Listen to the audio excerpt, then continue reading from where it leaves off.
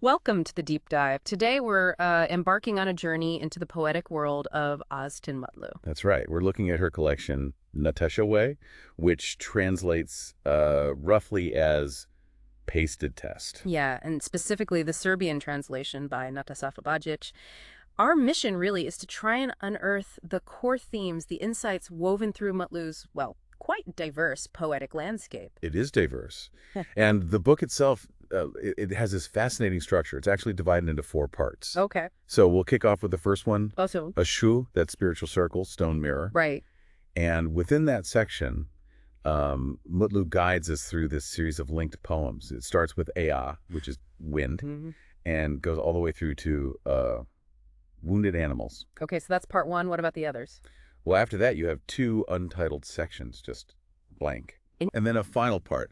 This one includes poems that feel a bit more personal, like my life and loneliness, Ah, okay. but also broader themes like migration. Mm-hmm. And there's more hide and seek, some very short quatrains. Like little snapshots. Exactly. Yeah. And then you get biographical details Yeah. about the poetess and the table of contents. So it's quite packed. Knowing a bit about Ayten Mutlu herself probably helps, right? It enriches the reading. Definitely. She's a Turkish poet, writer, born in Bandırma. She actually studied management at Istanbul University. Oh, okay. Not literature initially. No, management. And she worked at the Central Bank of Turkey until she retired. Wow. But her engagement goes way beyond that. She got involved in politics quite young, How young? 15 apparently, Mm. during the women's rights movement.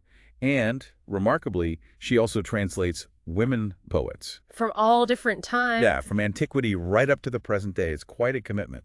And she's been recognized for her own work too, hasn't she? Awards. Oh, yes. Several prestigious ones.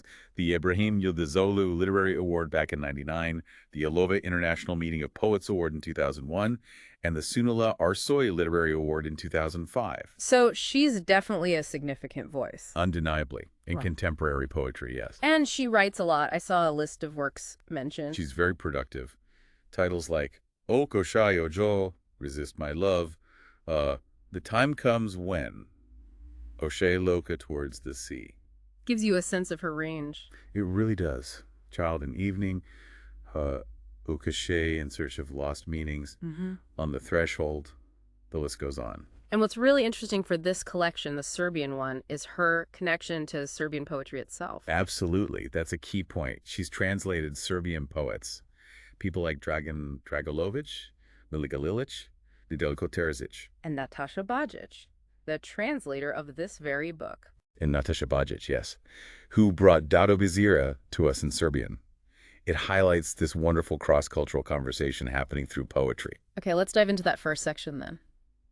Uh, Symbiostoi, spiritual circle, stone mirror. Right at the center, wind. And it hits you immediately with this powerful contrast, doesn't it? It really does. You have this woman described as smaller than a grain of sand. Tiny. Insignificant almost. But then her agony is described as greater than the sea, even greater than the Milky Way. Wow. That scale difference is huge. What's the insight there, do you think? Well, it immediately sets up this idea of the invisible but immense inner world we all carry. Mm-hmm. A reality the universe just seems oblivious to. Oh, wow. The wind endures, right? Yeah. It doesn't care about her pain or the size of the cosmos. So it emphasizes a kind of isolation within that suffering. I think so, yeah. And her memories are described as naked, treading neither on sand nor stars. Detached. Then comes Hagafa with the horses. Yes. The horse is moving through scenes that are, like, incomplete. Yeah. Or haven't even started yet. It gives you this feeling of movement through just thought, maybe, not reality. Exactly. That's what's fascinating. Movement without physical grounding. They travel through thoughts only, never touching the blazing grasses of the sun. So the insight is about our inner lives, that constant flow of ideas, memories, things that might never actually happen. Precisely. The intangible landscape inside us. Okay. Then Aku. Another stark contrast here. Falling snow, Yeah. but also laughing green cornstalks. And they're heading towards ruin in the night. It's unsettling. Very. And the cuckoo just sits there asking why, on a branch the snow hasn't touched. That image really underscores, I think, our human search for meaning, even when faced with decay, with decline. The cornstalks are alive, but doomed. Right. Life heading towards ruin, even as the snow falls. It's the sense of doom within life. And the cuckoo's question just hangs there unanswered, that persistent why. Oh, dance feels really significant after that. The gypsy celebration ends. Their sensual fever is gone. All that's left is ash, the sound of the wind. And an agony emerges. Like water. Yeah, uncontrolled water carrying fallen leaves. She calls it a sorrowful last polka. Before what? Before life's real dance begins, on the magic hands of death. Oof. That's quite an image. It is. It juxtaposes that fleeting joy with the permanence of mortality. Happiness is temporary, but death is always there, right? The broken basin of drunken songs where days drain away. Yeah. That captures the fading joy perfectly. And life dancing on death's hands. It's this intrinsic link between just being and knowing it will end.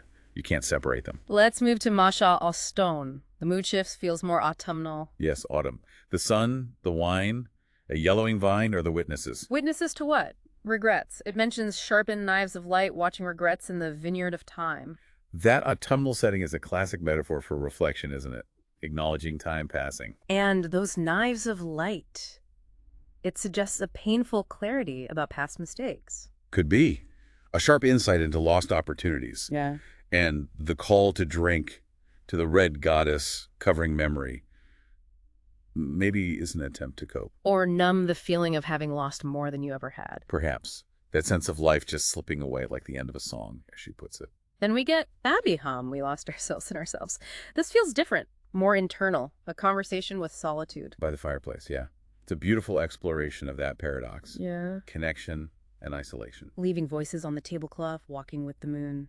You get the sense that even within solitude, there can be a kind of companionship with oneself. But then there's the move from a crowded group of solitudes to join a lonely group hand in hand. What's that about? It suggests maybe a shared human condition. Even when we're together, there's still that core of individual loneliness. And the silent communication, the ship's waiting, a yearning for connection. Deeply, I think. Even amidst that profound sense of being alone. Okay, on to SO, snail tracks. This one uses snails. Right, as a metaphor for time, aging, experience. Yeah. They leave these indelible, bright tracks, even while just eating grass. Contrasting with our fleeting sense of time. Exactly. It offers this insight into how small things accumulate, leave a trace, even if we don't see it happening. Humanity's strange nature, she calls it. And viewing the past through the mirror of youth, storing experiences. Yeah, that lens of memory. How it shakes our view of those tracks left behind. Sometimes distorting, sometimes eliminating. Asesio, crystal bird feels heavy with loss, but also resilience. It's complex. The speaker's by a river with dry branches, hearing this crystal bird sing at night. Keeping people awake, like a persistent memory or pain? Could be. Or an awareness of something unsettling.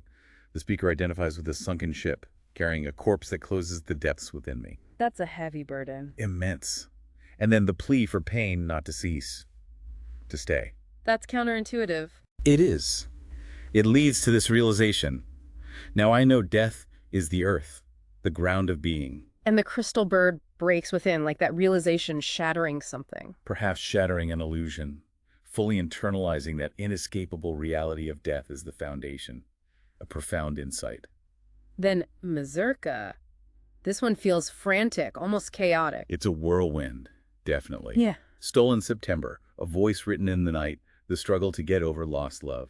And that desperate question, what pain can put out the fire in the heart? The imagery is so intense. Rain with a hidden picture, a weeping rose, gypsies pressing hot steel on a wound. It feels like raw grief. Exactly. Yeah. The fragmentation reflects that all-consuming nature of heartbreak. The mazurka itself, awakening with the slain. It suggests how past suffering keeps dancing in the present. Memories are also builds on that, maybe. Memories covered in ash. In the graveyard of love, yes. It depicts memory as dormant but always there, potentially consuming. Needing a great fire in the forests of the burnt heart. Suggesting you need to actively confront those feelings, maybe. An insight into processing grief. Even solitude's laughter needs to burn, like fireworks have its own fierce expression. Suddenly, this poem feels like a shock, a dream interrupted. Yeah, life suddenly looks you in the eyes through the screaming eyes of helpless people. It forces you to stop, doesn't it? To think about everything. Light from darkness, lost friends, the poor. That sudden confrontation with suffering out there, it shatters your personal bubble. A crucial insight into uncomfortable awareness. That juxtaposition of personal bright spots with this overwhelming helplessness, it creates unease. A sense of shared humanity, perhaps, but also maybe responsibility or guilt. Answer returns to darker imagery. Undiscovered ruins, digging worms, tears. Unsettling, definitely. Unexpected growth amid decay, but also broken dreams, repeated partings. And the answer it gives is pretty bleak. Very. Life is regret and mistake, and that existence is loneliness itself. Wow, that's a stark perspective. It's a powerful, if pessimistic, view. The desert walking towards hearts, burning stones, a sense of relentless hardship, a tough insight. And then we get to the title poem of the section, A Spiritual Circle. Does it bring things together? It feels like a summation in a way. The speaker has changed, gathering fragments, having absorbed what I was not. There's that openness to the world, but also fire and frost held within. That interplay of opposites, yeah. Reflecting the tensions of existence. You hear haunting melodies, see dreams destroyed, feel solitude grow. The end of the age of love, snow in the hair. It suggests an acceptance of time's passage, the cyclical nature of life. But the embers of the past are still there, an insight into transformation and memory. Stone Mirror paints a really surreal night scene. Dreamlike, fragmented, sweaty night, dust of nothingness, laughter breaking time's mirror. A crowd like gold bars, a lonely horse crying, a dying horse that was once a star. It feels like an insight into the illusions of city life, the fleeting nature of time. The broken mirror suggests shattered perceptions. And that contrast between the dying horse and an unseen, joyful horse. It hints at hidden realities beneath the surface, doesn't it? The ephemeral versus something potentially eternal but unseen. Next, wounded animals. This comes in two parts. The first part depicts beings as heavy deaths on wings of speed, driven by fear. Forgetting how to love. Loves themselves are wounded. Yes, that metaphor extends to everything. It's a stark insight into how fear and inner turmoil can destroy connection, fragment identity, leading to weariness, silence. And the second part continues this bleakness. It does. Rotting roots, icy hearts, imagined love in frozen castles. Fear is the guardian. Time is lost, scratching at marble. And that final, devastating line. Irascibles, we have no ego to carry but a lie. So the insight is about self-deception born from pain, emotional numbness, a life built on falsehoods, because the truth is too painful. A very bleak insight into deep trauma. Sioi, the last gift, shifts tone again. It's about a dead tree. A solitary dead tree in a joyful forest. Birds offer sorrow. There's a plea to protect its dream. But only futile words are expected from the living. It's poignant. A moving insight into the tragedy of isolation, the limits of comfort we can offer. The bird's weeping tears on its leaves is life's last small gift. That contrast with the joyful forest makes its loneliness even sharper. It really does. All shores far away. This feels like being overwhelmed, wrapped in things. Wrapped in nature, memories, regrets. There's a wounded crocodile inside sinking ships. Suggests inescapable burdens. I think so. The ashes of the heart scattering the broken sail carried towards timeless sorrow. It conveys this powerful insight into being crushed by the past. And it ends with, as you other quest do. Oh, all the crew is dead. Just complete loss. Irreversible loss. A journey to unending sorrow. Powerful. Jenna, madly in love with the sky. This sounds intense. Frenzy. Extremely. Lost dreams, burnt hearts, trembling souls, screams in different larvae, falling sparrows. Confronting an uncaring universe. Yes. Grappling with loss, mortality, cosmic indifference. The chaotic imagery reflects that turmoil. A siren song of non-existence, questions about lost souls. It sounds like raw despair. It is. An insight into that overwhelming sense of alienation when facing life's harshness in the silence of the universe. It ends with lost dreams, a sobbing devil, and indifference to the dead. Then, near the end of the section, Anja, garbage can. This seems to focus on defeat, weariness. It starts that way. Untimely arrivals, weariness, closed doors, feeling incomplete. But then the gypsies appear again, collecting raindrops from garbage cans. And their hands smell of saffron fields. It's a striking image. Finding value in the discarded. Exactly. That's the powerful insight here. The gypsies come from everywhere. Fairy tales, fire, mistakes, truth, darkness, love, hate. And they carry this scent of something precious, saffron, found amidst the rubbish. So resilience. Finding beauty in unlikely places. I think so. a capacity to carry value even from what society overlooks or throws away. They keep arriving, bringing that scent. And the final poem in this first section is Adieu, a A farewell. very dramatic, symbolic farewell to the world. The body trembles, a scream echoes, the voice falls silent to others. Minors go down, darkness falls. Only the druid and death see the speaker. It suggests a transition beyond the physical. Final kisses to colors, sounds, closing time's curtains. Peace waits, transformation, becoming a black eagle. It offers this insight into a desire for release, maybe transcendence, when facing death. There's an offering to the underground prince. With blood, bone, ash, light.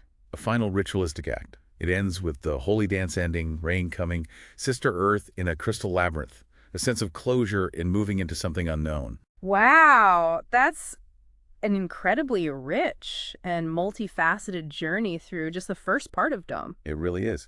Ayten Mutlu, through Nataša Bajic's translation, gives us so much depth and complexity. You really feel those recurring themes, don't you? Love, loss, time, memory, nature, the human condition. Absolutely. Even just in this spiritual circle, you see them explored through such vivid, often surreal imagery. It really draws you into this introspective space. It definitely feels like a collection you need to revisit, that you'd get something new each time. Without a doubt, it invites that kind of personal interpretation, uncovering new layers. We've really only scratched the surface here. We have. So for you listening, I'd really encourage you, if you can, to seek out the full collection, immerse yourselves in it, find your own connections to Mutlu's voice. It's compelling stuff. It really makes you think, doesn't it? About poetry's power to hold all these contradictions, these complexities of being human. And thinking about that image of the crystal bird, singing its song that keeps people awake, that source of maybe pain or truth, and then it breaks inside. What does that tell us maybe about how fragile even our most deeply held inner truths can be when they hit the sheer weight of existence? That's a great question to ponder, the breaking point of insight itself, perhaps.